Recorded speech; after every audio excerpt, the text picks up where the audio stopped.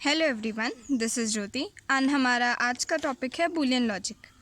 ये completely theoretical topic है, सो मैं इस पे वीडियो नहीं बनाने वाली थी, बट इस पे डाउट्स काफ़ी आए हैं और मुझे क्वेरीज आई हैं, सो इसलिए हम इस वीडियो को आज कवर कर रहे हैं। बूलियन लॉजिक में बेसिकली 3 सब टॉपिक्स होते हैं। एक है हमारा logical operators, next is basic theorems और लास्ट में है लॉजिक गेट्स।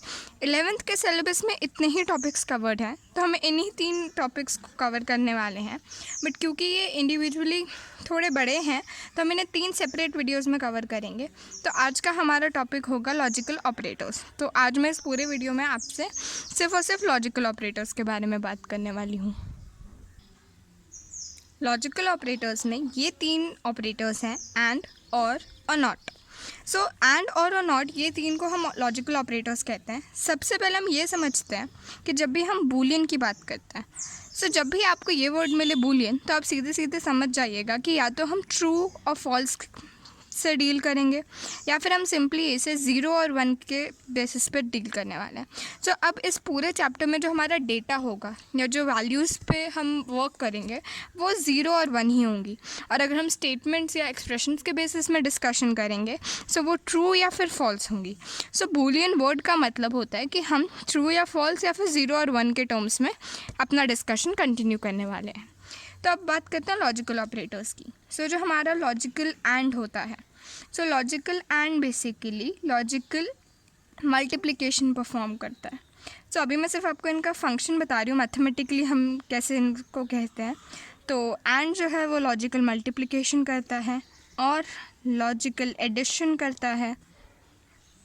बेसिकली ये एडिशन मल्टीप्लिकेशन में यूज़ नहीं होते हैं because we are using the word logical, तो इनका कुछ अलग मीनिंग होगा। मतलब आप इसे मल्टीप्लिकेशन से लिंक कर सकते हैं, वैसे ही आप और को एडिशन से लिंक कर सकते हैं, पर ये बेसिकली मल्टीप्लिकेशन एडिशन नहीं करते। और जो नॉट है हमारा, ये बेसिकली एक तरीके से इन्वर्टर की तरह काम करता है, इसे हम इन्वर्टर भी कहते हैं। सो ये क्या करेगा, आपके रिज़ल्ट को अपोजिट कर देगा। जैसे अगर मैंने रिज़ल्ट 1 है यानी मेरा रिज़ल्ट ट्रू है, तो नॉट यूज़ करने के बाद तो रिज़ल्ट फॉल्स हो जाएगा, यानी हम उसे इंटेंशनली रिज़ल्ट को गलत या अपोजिट कर देते हैं। सो ये ट्रुथ टेबल की बुकिश डेफिनेशन है। जब भी हम लॉजिकल ऑपरेटर्स के बारे में बात करेंगे तो हमेशा हमें एक ट्रुथ टेबल बनाना पड़ेगा। सो ट्रुथ टेबल में बुक में आपको डेफिनेशन ऐसी मिलेगी, the truth table is a table which represents all possible values of a logical variable और statement along with all possible results of given combination. So हम इसके बारे में डिस्कस करते हैं। जैसे लॉजिकल ऑपरेटर्स हैं, अब कोई भी ऑपरेटर होगा तो वो कुछ स्पेसिफिक वैल्यूज़ पे वर्क करेगा। सो लेट्स से हम एंड की अगर बात करें, सो लॉजिकल एंड जो है ये हमेशा 2 वैल्यूज़ के साथ डील करता है। लॉजिकल एंड एक बाइनरी ऑपरेटर है। बाइनरी का मतलब होता है इसे वर्क करने के लिए हमेशा 2 ऑपरेंड्स की ज़रूरत पड़ेगी। सो अब क्योंकि ये बाइनरी ऑपरेटर है, सो लेट्स से इसको एक इनपुट हमने ए वैल्यूज़ दी हैं, बी वैल्यूज़ दी हैं, और फिर हम उस पर लॉजिकल एंड ऑपरेशन परफॉर्म कर रहे हैं। तो अब इसमें हम ये डिस्कस करते हैं, अब ए और बी ये 2 पर्टिकुलर वैल्यूज़ हैं, और क्योंकि मैंने कहा था हम बूलियन डिस्कस करेंगे तो 2 ही टाइप वैल्यूज़ आ सकती हैं, 0 या फिर 1। सो जब हमारे पास 2 ही टाइप की वैल्यूज़ है तो पॉसिबल कॉम्बिनेशंस कितनी होंगी, इसका हमारे पास एक फॉर्मूला है सिंपल सा, 2n। तो यहाँ पे मेरा n 2 ही है बिकॉज 0 और 1, सो मेरे पास ये 2 वैल्यूज़ हैं तो n मेरा 2 आ गया। सो जो पॉसिबल वैल्यूज़ हैं इस टेबल में वो टोटल 4 होने वाली हैं। अब एक और कॉम्बिनेशंस देखते हैं। सो अगर a यानी जो मेरी वैल्यूज़ हैं वो दोनों 0 रिज़ल्ट आई हैं, जो भी हमने एक वेरिएबल या स्टेटमेंट ली थी, 2 हाइपोथेटिकली हमने a और b मान लिया, दोनों की वैल्यू 0 0 है, या फिर a की 1 है, b की 0, दिस 0 एंड दिस 1, या फिर एक केस आ सकता है कि दोनों की दोनों वैल्यूज़ 1 है। अब हम इन पे लॉजिकल एंड ऑपरेशन परफॉर्म कर रहे हैं, यानी कि हम इसे मल्टीप्लाई कर रहे हैं। तो एक तरीके से हम इनका प्रोडक्ट ले रहे हैं। सो 0 इंटू 0 0, 1 0, 0 0 1, वापस 0 एंड 1 1 1 आता है। सो लॉजिकल एंड में अगर हमने मल्टीप्लिकेशन के थ्रू देखा तो इसमें एक ही केस में 1 वैल्यू आई जब मैंने दोनों इनपुट्स को 1 रखा था। इसे जब हम स्टेटमेंट्स बूलियन स्टेटमेंट्स के हिसाब से कहते हैं, तो जब हमारी दोनों स्टेटमेंट ट्रू होंगी तभी हमारा फाइनल रिज़ल्ट जो होगा वो ट्रू शो करेगा। तो इस टेबल को ट्रुथ टेबल कहा जाता है जब हम उसमें सारी पॉसिबल इनपुट्स देते हैं और उससे जो हमारे आउटपुट्स या रिजल्ट्स जनरेट होने वाले होते हैं हम उन्हें भी साइमल्टेनियसली शो करते हैं। सो ये लॉजिकल एंड का ट्रुथ टेबल है। इन ऑपरेटर्स के रिज़ल्ट को इन्होंने काफ़ी सारे तरीक़ों से शो किया है। सो एक तो हमने ट्रुथ टेबल देख लिया, दूसरा हम इसका वेन डायग्राम भी बनाते हैं। तो अगर आप लोगों ने मैथ्स में सेट्स पढ़े होंगे तो सेट्स में जैसे हम किसी भी दो सेट ऑफ वैल्यूज़ को लेते हैं और उन पर एक सर्टेन ऑपरेशंस परफॉर्म कर सकते हैं। तो जब भी मैं एंड कहूँ कि मुझे ये सेट भी चाहिए और मुझे ये सेट भी चाहिए तो हम उसका इंटरसेक्शन लेते हैं। तो वैसे ही यहाँ पे जब भी आप लॉजिकल एंड का एक वेन डायग्राम बनाने की कोशिश करेंगे कि आप उसे एक वेन के थ्रू शो करें। सो ये आपका कंप्लीट सेट ए है, ये आपका कंप्लीट सेट बी है। इनके इंटरसेक्शन यानी इनसे जो कॉमन वैल्यूज़ निकल के आएंगी वही आपके लॉजिकल एंड का भी रिजल्ट्स होंगे। तो जब भी आप लॉजिकल एंड को ट्रुथ टेबल में शो करें तो ये आपका रिजल्ट होना चाहिए, और जब वेन डायग्राम पूछा जाए तो हम इंटरसेक्शन का बनाएंगे, ए इंटरसेक्शन बी। सो ये हमारा एंड का वेन डायग्राम हो गया। सो अब नेक्स्ट हम बात करने वाले हैं लॉजिकल और की। सो लॉजिकल और को हम स्टेटमेंट वाइज इफ़ आइदर भी कहते हैं। सो लॉजिकल और में क्या होगा, हमने कहा था ये लॉजिकल एडिशन परफॉर्म करेगा, यानी हमें वैल्यूज़ को ऐड करना होगा। तो सबसे पहले हम इसके ट्रुथ टेबल देखते हैं। तो ट्रुथ टेबल में वापस ये भी एक बाइनरी ऑपरेटर है, यानी इसे भी फंक्शन करने के लिए दो स्टेटमेंट्स चाहिए होंगी। सो हमने ए बी कंसिडर किया और फिर हमने हमारा लॉजिकल और जो ऑपरेशन है हम वो परफॉर्म करेंगे। सो यानी हमें सिंपली ऐड करना होगा वैल्यूज़ को। सो वापस से बाइनरी ऑपरेटर है तो दो वैल्यूज़ होंगी 0 और 1, और 4 पॉसिबल केसेस बनेंगे 0 0 0 1 1 0 या फिर 1 1। यही हमारे 4 पॉसिबल केसेस हैं इस बार भी। अब हम लॉजिकल और ऑपरेशन देखें तो 0 + 0 0 होता है, 0 + 1 1 1 + 0 1 1 + 1 होता तो 2 है, बट अगर आप देखें तो हम बूलियन की बात कर रहे हैं और बूलियन में 2 ही डिजिट्स अलाउड हैं जो हैं 0 और 1, तो हम इसे भी 1 ही लिखने वाले। सब और के बारे में हमें ट्रुथ टेबल से ये पता चला कि जब हमारे दोनों वैल्यूज़ फॉल्स होंगे, यानी हमें दोनों रिज़ल्ट फॉल्स मिले हैं, सिर्फ उसी एक पर्टिकुलर केस में जो हमारा फाइनल रिज़ल्ट है वो फॉल्स आएगा। अदरवाइज़ बाकी केस में अगर एक भी ट्रू है एक फॉल्स है, रिज़ल्ट फिर भी ट्रू है, बिकॉज हम और कह रहे हैं ना कि या तो ये ट्रू हो जाए या फिर ये ट्रू हो जाए। तो अगर FT वाला कॉम्बिनेशन होता फॉल्स ट्रू तो भी ट्रू आता, और जब दोनों ही ट्रू हैं तब तो कोई इशू ही नहीं है, तब तो फाइनल रिज़ल्ट भी ट्रू ही आएगा। अब हम इसके वेन डायग्राम की बात करें अगर, तो ये भी वैसा ही है कि हम दो सेट्स ले रहे हैं A और B, और हमें एक ऐसा एलिमेंट चाहिए जो या तो A में हो या तो B में हो। सो अगेन हमने और का यूज़ किया है। सो हम इस केस में A यूनियन B लेते हैं सेट्स के हिसाब से। तो जब हम इसका वेन डायग्राम बनाएंगे तो उसमें भी हम A का सेट और B का सेट दोनों कंसिडर करेंगे। अब शेडिंग की बात आती है अगर, तो हमें A के एलिमेंट्स भी चाहिए, हमें B के एलिमेंट्स भी चाहिए, और साथ में अगर वो दोनों कॉमन हैं तब भी वो हमारे लिए वैलिड है। सो जो A यूनियन B यानी कि हमारा और का वेन डायग्राम बनेगा वो कुछ इस तरीके का बनेगा कि उसमें सब कुछ कवर्ड होगा। सो ये हमारा और का वेन डायग्राम हो गया। तो जब भी हम ऑपरेटर्स की बात करेंगे ये कुछ चीज़ें आपको पता होनी चाहिए कि उनका ट्रुथ टेबल कैसा है, तो वो हमने बना के चेक किया, फिर उनका वेन डायग्राम क्या है, और फिर फाइनली ये कभी कभी ये भी पूछते हैं कि उनके लॉजिकल सिंबल्स क्या हैं, जो हम लॉजिक गेट्स में पढ़ेंगे नेक्स्ट वीडियो में। सो अब लास्ट बात करते हैं हम नॉट की। तो अगर हम नॉट की बात करें, उनका प्रोग्रामिंग सिंबल वैसा था, ठीक है, तो हम लॉजिकल नॉट की बात कर रहे हैं अभी।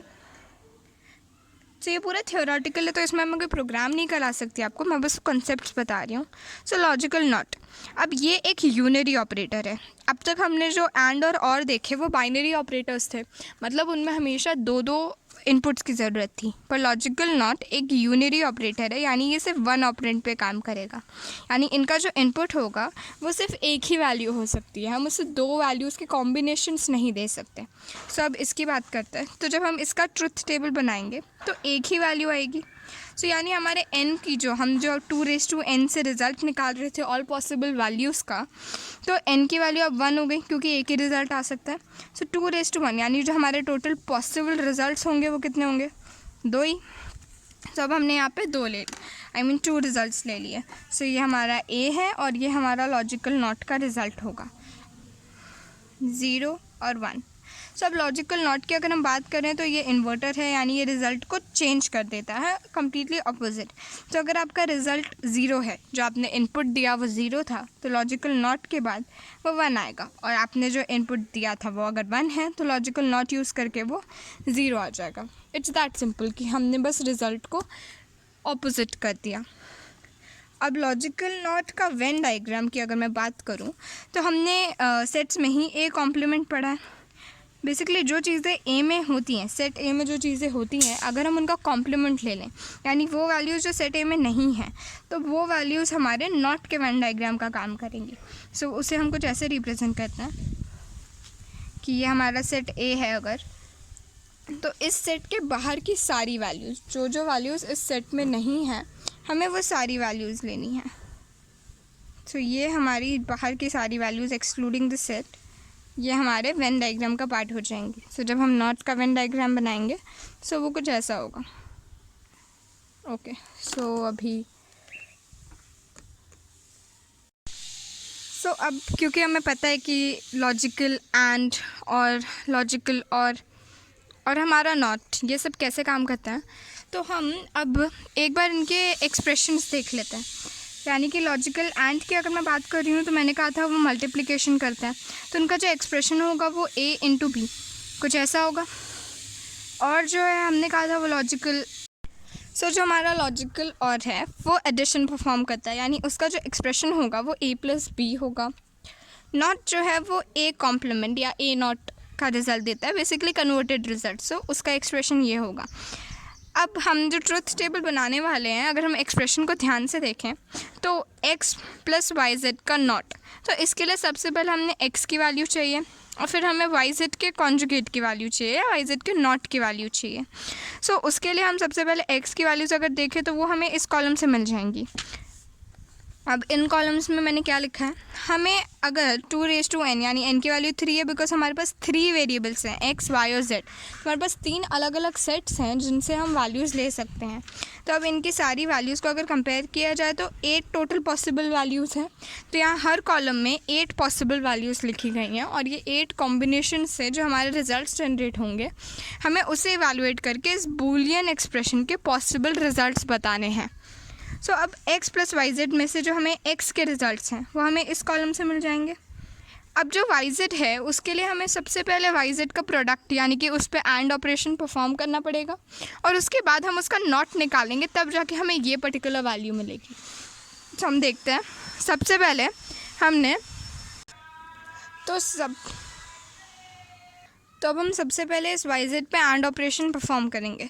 सो y into Z, so 0 and 0 हमें 0 रिज़ल्ट देगा, फिर 0 एंड 1 हमें वापस 0 रिज़ल्ट देगा, बिकॉज हम मल्टीप्लाई कर रहे हैं। 1 इंटू 0 0, 1 इंटू 1 हमें 1 रिज़ल्ट देगा, क्योंकि हम सिर्फ वाई जेड को मल्टीप्लाई कर रहे हैं, अभी हमें x से कोई लेना देना नहीं है। फिर हम 0 इंटू 0 लेंगे, 0 again, 0 into 1 0, 1 into 0 0 and 1 into 1 1। सो ये हो गया हमारा वाई जेड का टेबल। ओके, तो अब हमें वाई जेड नॉट का टेबल बनाना है, यानी हमें वाई जेड के जो प्रोडक्ट्स आए हैं इनका कन्वर्जन लेना है, यानी इन्हें ऑपोजिट कर देना है। तो सबसे पहले अगर हम 0 का ऑपोजिट करें तो हमें 1 मिलेगा, यानी 0 नॉट, वैसे 0 नॉट अगेन, सो 1, 0 नॉट 1, 1 का नॉट 0, 0 नॉट वापस से 1, 0 नॉट 1 1 एंड वापस यहाँ 0। सो ये हमारे वाई जेड का नॉट का टेबल हो गया। सो अब जो हमारा फाइनल एक्सप्रेशन है वो है x, यानी इस टेबल और इस वाई जेड नॉट टेबल का एडिशन, यानी कि अब हमें और ऑपरेशन परफॉर्म करना है, क्योंकि हमें वो complete expression x plus Y Z not की वैल्यू निकालनी है। सो अब ये निकालने के लिए हम इस वैल्यू जो फर्स्ट रो में है और जो हमारे इस लास्ट रो की वैल्यूज़ हैं इन्हें सिंपली ऐड करेंगे। सो 0 एंड 1 1, 0 एंड 1 1, 0 और 1 वापस से 1, 0 0, अब यहाँ पे 0 0 है तो इस पास 0, 1 1 1, क्योंकि मैंने कहा था कि जब हम 1 एंड 1 लेते हैं तो रिज़ल्ट 2 आएगा, बट क्योंकि हम बूलियन एक्सप्रेशंस की बात कर रहे हैं तो उनमें तो 2 ही डिजिट अलाउड होते हैं, 0 एंड 1, तो और की वजह से यहाँ पे भी 1 आएगा। देन 1 एंड 1, सो अब इस 1 और 1 के बाद भी 1 रिज़ल्ट आएगा और फिर फाइनली भी 1 रिज़ल्ट आएगा। सो ये जो हमारा टेबल बना ये हमारा फाइनल रिज़ल्ट है, जिस रिज़ल्ट को हम सबमिट करेंगे या जो हम मार्क करेंगे। अब हमने इसे सॉल्व करते टाइम जो स्टेप्स किए, सबसे पहले आप उसे समझ लीजिए ताकि आप कोई भी बूलियन एक्सप्रेशन ऐसे ही सॉल्व कर सकें। जो भी हमें एक्सप्रेशन दिया है उसके डिफरेंट टर्म्स मार्क कर लीजिए पहले, जैसे एक्स और वाई जेड नॉट, ये 2 डिफरेंट टर्म्स थे। अब इसमें से एक्स तो हमें डायरेक्टली मिल जाएगा जो हमारे रिजल्ट्स के कॉलम होंगे ट्रुथ टेबल में, लेकिन जो वाई जेड नॉट है ये कोई इंडिपेंडेंट टर्म है नहीं। इसके अंदर इंटरनली पहले एंड ऑपरेशन परफॉर्म किया गया वाई और जेड के बीच में, और उसके बाद उसका भी नॉट लिया गया। सो यानी पहले हमें इस कंप्लीट एक्सप्रेशन के कुछ डिफरेंट कॉलम्स बनाने पड़ेंगे ताकि हमें इस टर्म का रिजल्ट मिले, और उसके बाद हम इसे फाइनली इवैल्यूएट करेंगे। सो किसी भी बूलियन एक्सप्रेशन में सबसे पहले जो भी आपको टर्म्स दी हैं उसे आइडेंटिफाई करें, उनकी इंटरनल वैल्यूज़ को पहले सॉल्व कर लो, और उसके बाद जो कॉलम्स बनेंगे उनमें फाइनल जो भी आपको और या एंड परफॉर्म करना है, उससे आपका जो टेबल बनेगा, जो ऑल पॉसिबल वैल्यूज़ का टेबल होगा, उसे आप रिज़ल्ट की तरह रिपोर्ट करेंगे। सो आई होप आपको इवैल्यूएशन ऑफ बूलियन एक्सप्रेशन समझ आया है। और इससे पहले जो हमने एंड और नॉट की इंडिपेंडेंट प्रॉपर्टीज़ डिस्कस की, जो हमने वेन डायग्राम डिस्कस किए, वो क्लियर है। तो अगर आपको ये सब समझ आया तो इसी के साथ हमारा लॉजिकल ऑपरेटर्स ख़त्म होते हैं।